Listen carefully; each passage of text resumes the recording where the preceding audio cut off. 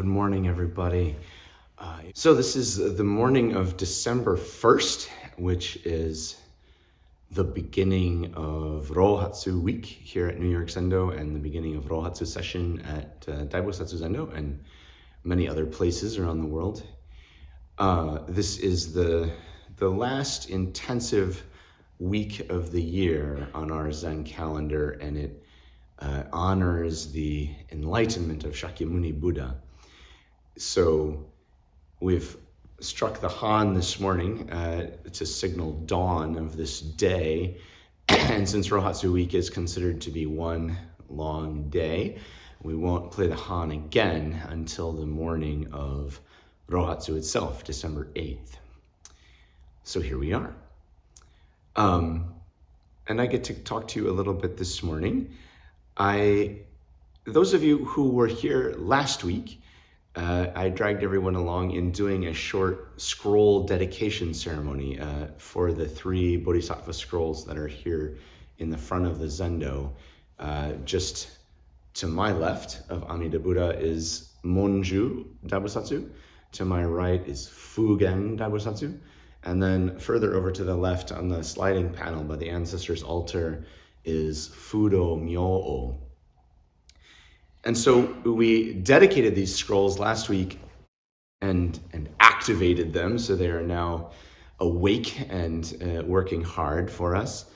But we didn't really get a chance to say anything about them, and I wanted to spend a little bit of time introducing to you Fugen and Fudo Myo-o. I did talk about Monju at some length in another Dharma talk, so we're going to take that as understood. But who is Fugen? So Fugen is the rightmost one by my perspective. Fugen Daibosatsu is Samantabhadra in Sanskrit. And although interpretations vary across centuries and geography, we can say that Fugen is the bodhisattva of practice, the bodhisattva of action. And that's appropriate as the counterbalance to Monju. So Monju and Fugen often appear together on either side of Shakyamuni Buddha. Monju is the bodhisattva of wisdom, and Fugen is the bodhisattva of practice.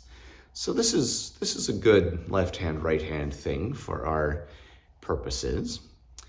Our Fugen does not appear this way, but Fugen Bosatsu is often depicted on an elephant, which is the case for DBZ's Fugen statue in the Dharma Hall.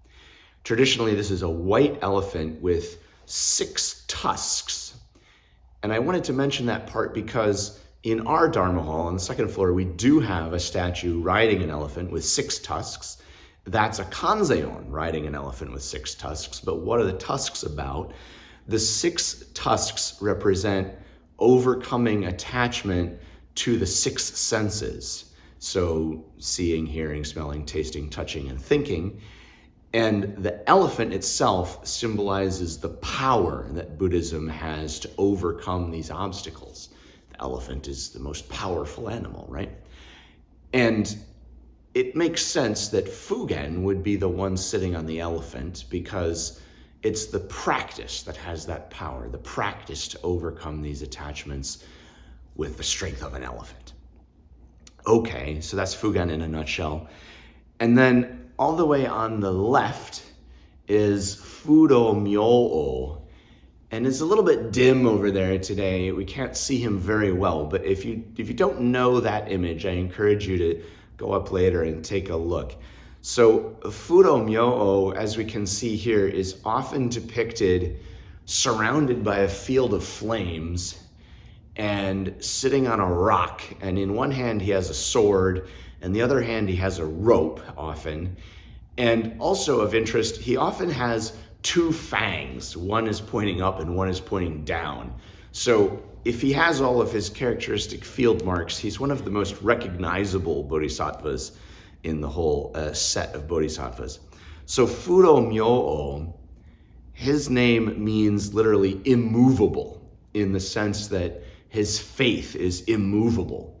unshakable. And that's why he is often sitting on a rock to symbolize that aspect of his action.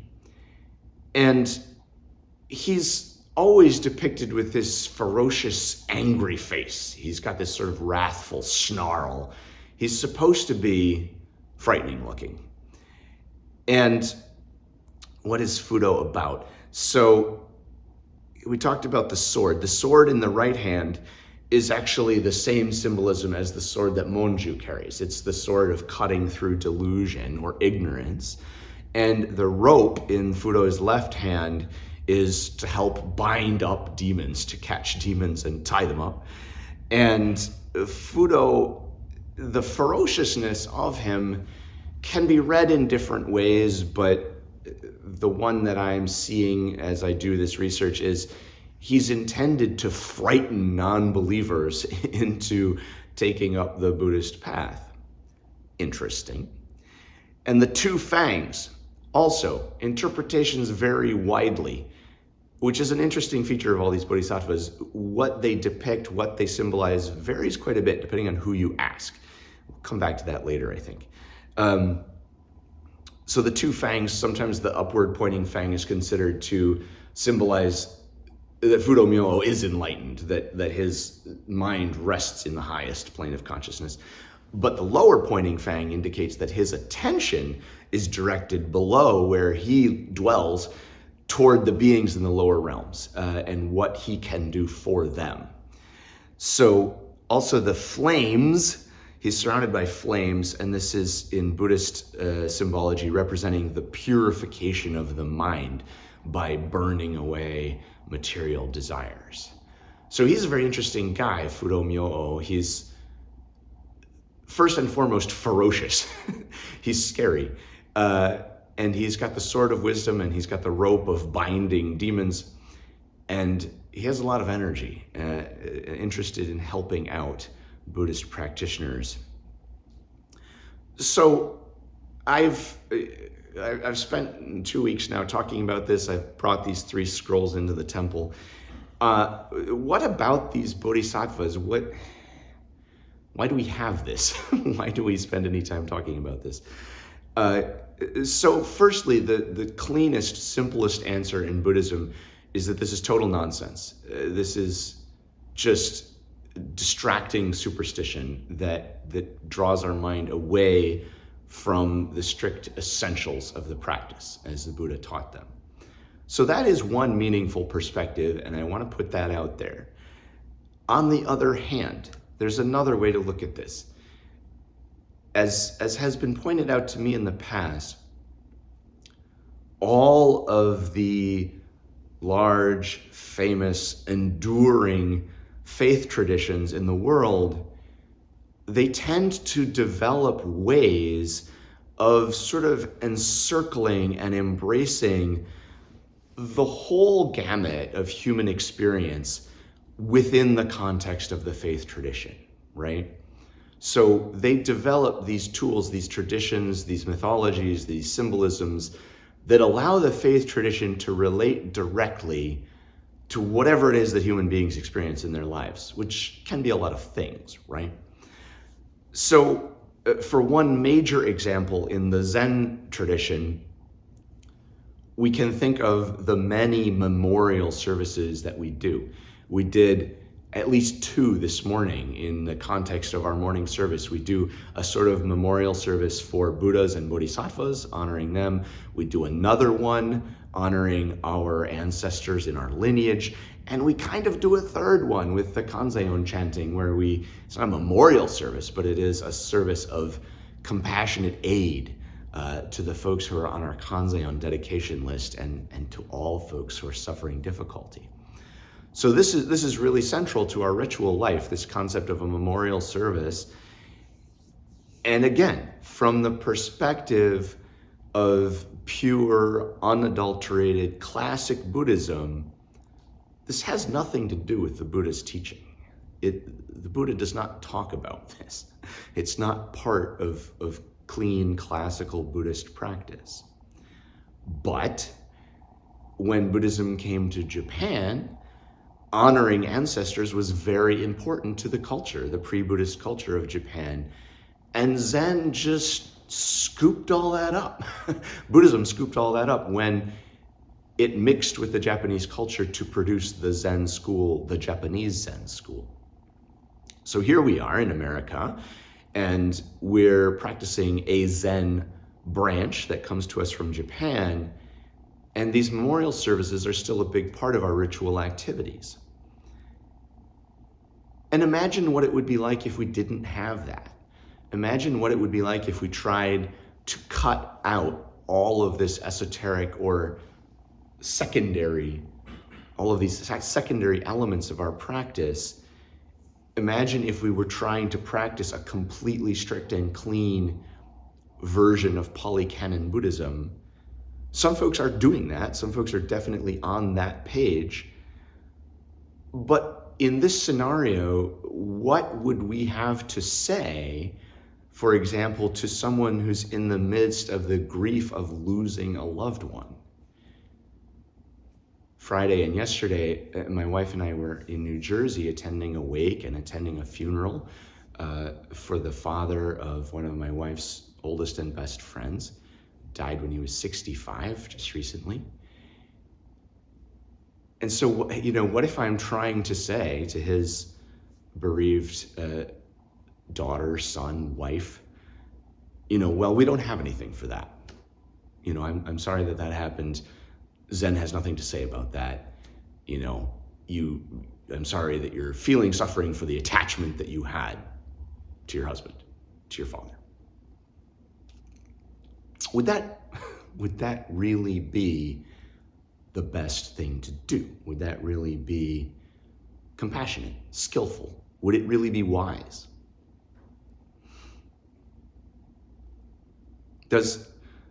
Speaking of this, does anybody know the Polycanon story of the woman who came to Shakyamuni Buddha very distraught because her young child had just died? So this is the Polycanon take that came into my mind as I was thinking about this. So there's this story of a woman whose young child passed away, and she's completely distraught. And she comes to the Buddha believing that he can perform miracles and says, my child died, you have to bring them back. Can't you raise my child back to life? And the Buddha says, oh, sure, I can help you, but I will need something. I will need you to bring me 7 grains of rice from a household where no one has passed away.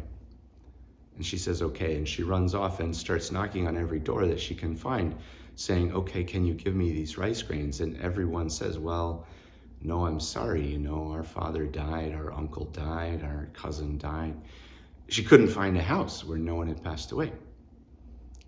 And eventually she gets it, and she comes back to the Buddha and says, well, I understand your meaning. This happens to everybody, and can I become one of your disciples? So that's the Polycanon story, but again, is that really what I want to say to someone who just lost their child? Oh, you'll get over it. It happens. Death comes to every family. So our tradition includes a lot of variety so that we have a way to directly address the breadth of experience that humans experience.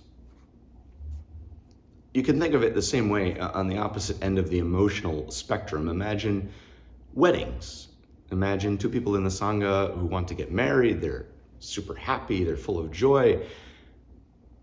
If we didn't have any sort of rituals beyond the core of the Buddhist teaching, what would we say to them? Like, oh, we don't do that? That's nice that you want to get married, but go somewhere else to figure that out. Again, does that really seem like the best way to approach it?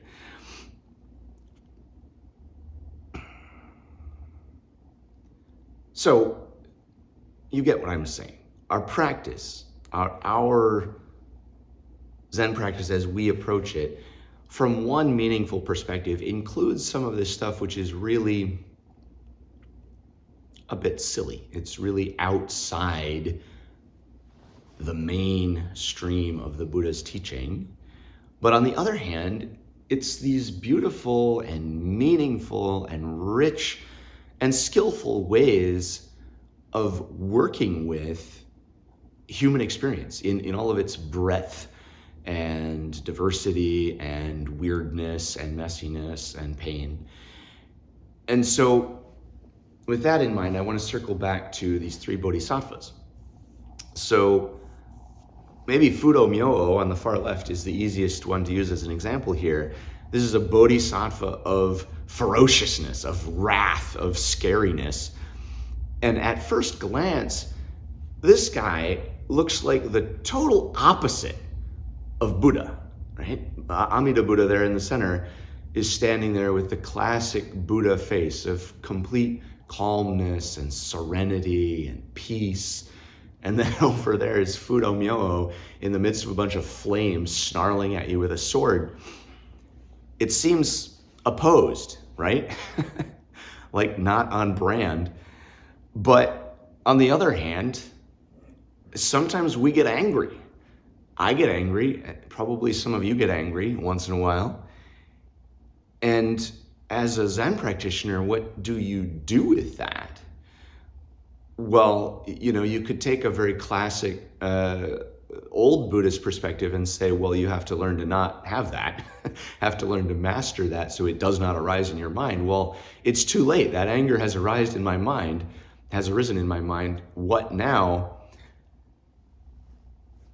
If you don't have a good idea about that, if you don't have a good idea about what role that wrath has in your practice, you can look at that fellow. You can talk to Fudo Myo-o, and he might have an idea for you. He might have an idea about what you can do with that kind of an emotion, how you can use that to work for something valuable. Or maybe one of the functions of these bodhisattvas is just to make the practice accessible to different kinds of people, or to make the practice accessible to the same person at different times, in different moments, right? So you might look at a Buddha image, you might look at a Buddha statue and say, well, that's not me. I'm not like that. I can't be like that. I'm not enlightened, and I'm not calm all the time. I'm not living my whole life in this unbroken, imperturbable serenity. I can't relate to that. Okay, sure. Maybe that's the way you feel. But maybe you relate more to Monju. Maybe you relate more to wisdom, to the pursuit of relevant knowledge. Maybe you relate more to this sort of wisdom, which is sharp, it's precise, it's incisive, it's cold in a way. Maybe that's more accessible for you today. Or maybe Fugen is more accessible for you today. Maybe you don't know anything about anything. Wisdom is not you. But maybe you can do the work. Maybe you can put one foot in front of the other and clean the bathroom or cook the food or clean the incense burner. Maybe you can do that and put yourself into it. And then Fugen is relatable. Okay. Or maybe you relate best to Kanzeon today, the bodhisattva of compassion. Maybe you feel for other people. Maybe that's who you are today. After all, the one pure and indivisible Dharma, it manifests itself in an infinite variety of forms at all times. And so the you that each of you is today is one of those forms. Is it a Fudo day? Is it a Fugen day? So there's something here about accessibility. If you just have the concept of wisdom or compassion, that can be hard for the mind to get around. That can be hard for you to visualize, to imagine, well, what does this wisdom really mean? So we make an image, we make a personification that gives you a little hint about what that wisdom might look like. Or Or we make a Kanzeon image. In the garden Zendo, there are 2,000-arm Kanzeon statues on either side of the altar. You know, this huge array of arms on every side of the Bodhisattva, symbolizing that Kanzeon has a hand ready to help anyone who's crying out, no matter what their circumstances are. It gives you a way to visualize what that compassion might look like in real life. I hope it makes these ideas, these abstract virtues, a little more accessible, a little more understandable.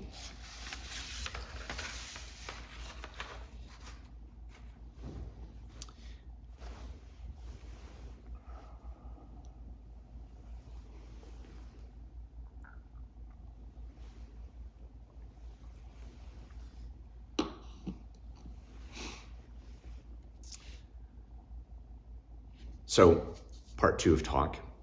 Sometimes a book or an idea in a book strikes you and sticks with you for a very long time.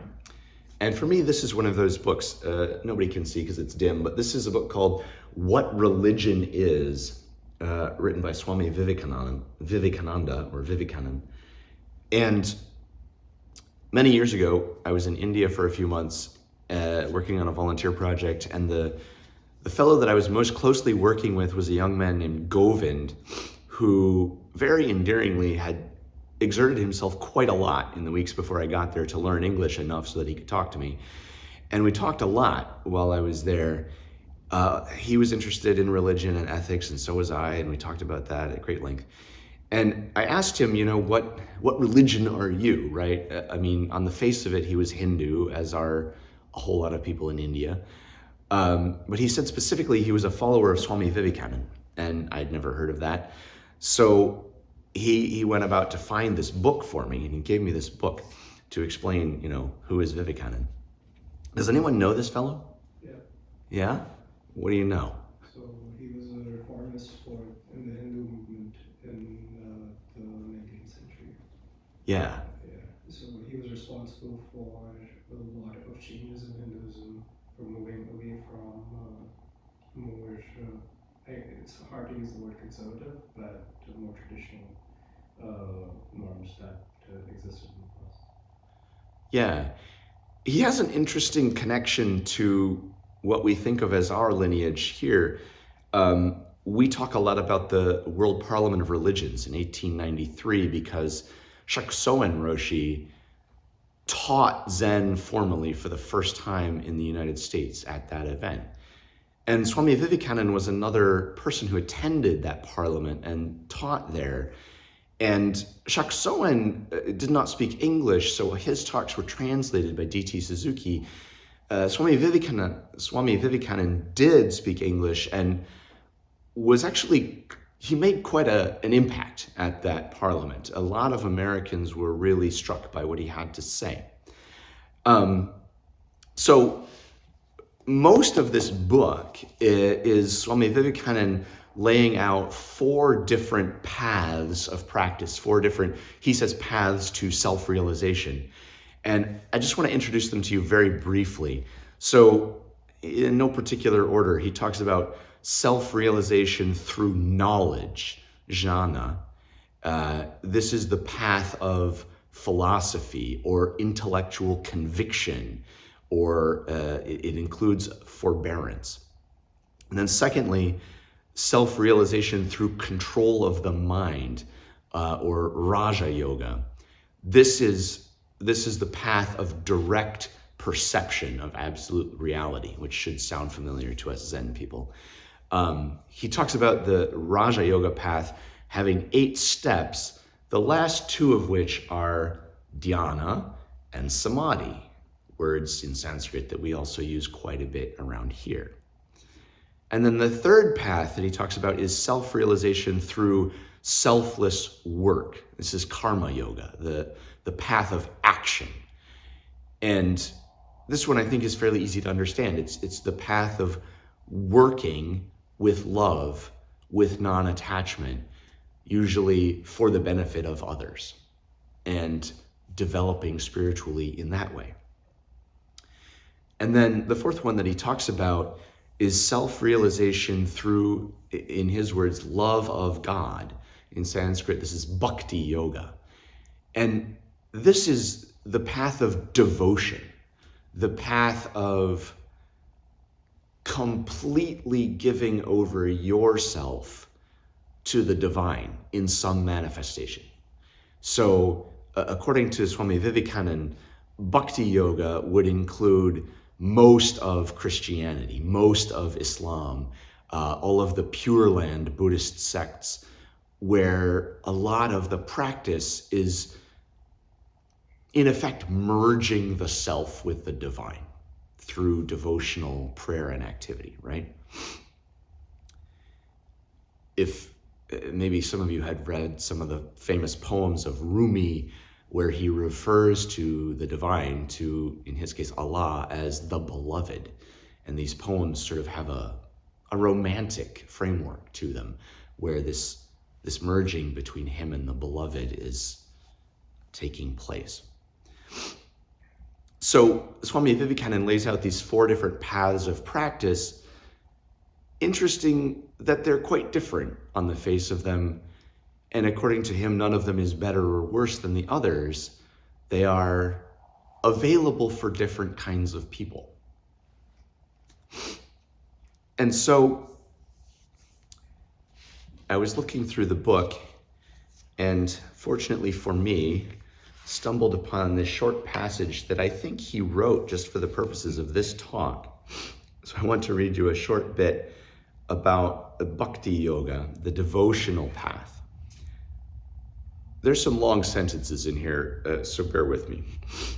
Bhakti yoga, as we have said, is divided into the preparatory and the supreme forms. We shall find as we go on how in the preparatory stage, we unavoidably stand in need of many concrete helps to enable us to get on. And indeed, the mythological and symbolic parts of all religions are natural growths which early environ the aspiring soul and help that soul Godward. It is also a significant fact that spiritual giants have been produced only in those systems of religion where there is an exuberant growth of rich mythology and ritualism. The dry, fanatical forms of religion, which attempt to eradicate all that is poetical, all that is beautiful and sublime, all that gives a firm grasp to the infant mind tottering in its Godward way, the forms which attempt to break down the very ridgepoles of the spiritual roof and in their ignorant and superstitious conceptions of truth try to drive away all that is life-giving, all that furnishes the formative material to the spiritual plant growing in the human soil. Such forms of religion too soon find that all that is left of them is but an empty shell, a contentless frame of words and sophistry, with perhaps a little flavor of a kind of social scavenging or the so-called spirit of reform. That's a lot of language, but he's talking about how, as we develop in our practice, the reality is that we need aids, we need simplifications, we need concretizations of the sort of pure truths, pure concepts that are at the core of the religion. So to me, here we have these bodhisattvas. These are aids for us. These are symbols for us. And if we talk about, as Swami Vivekananda talks about, we talk about the preparatory stage of practice and the supreme stage of practice. Well, isn't that interesting? If we are at the supreme stage of practice, if we are looking at reality from the perspective of the absolute, then we are going to have one way of talking about it. And that way of talking about it may be very pure, very transcendent, very clean. But most of the teaching is not for folks who are at the supreme stage of practice. The people who need the teaching are everybody else, right? So if you're in the preparatory stage of practice, as most people are, you need something else. You need something to hold on to, something to help you along. And these bodhisattvas fit into that category. We use this metaphor in Buddhism of the teaching being a raft. You use the raft to make the passage across the river, and then you leave the raft on the shore because it doesn't do you any good anymore. The same thing can be said here. These bodhisattvas are aids. They are helps. They may be useful to you. And if they are, use them. Use them as long as you need them, and then let them go when you don't need them anymore, just like the whole rest of the teaching. So that's what we've got today. Maybe these personifications of different virtues, different concepts are helpful to you. If they are, grab onto one of them. One of them may speak to you. One of them may relate to you. One of them may help you. Take it. It's on offer. If you don't need it, that's fine. Leave it alone.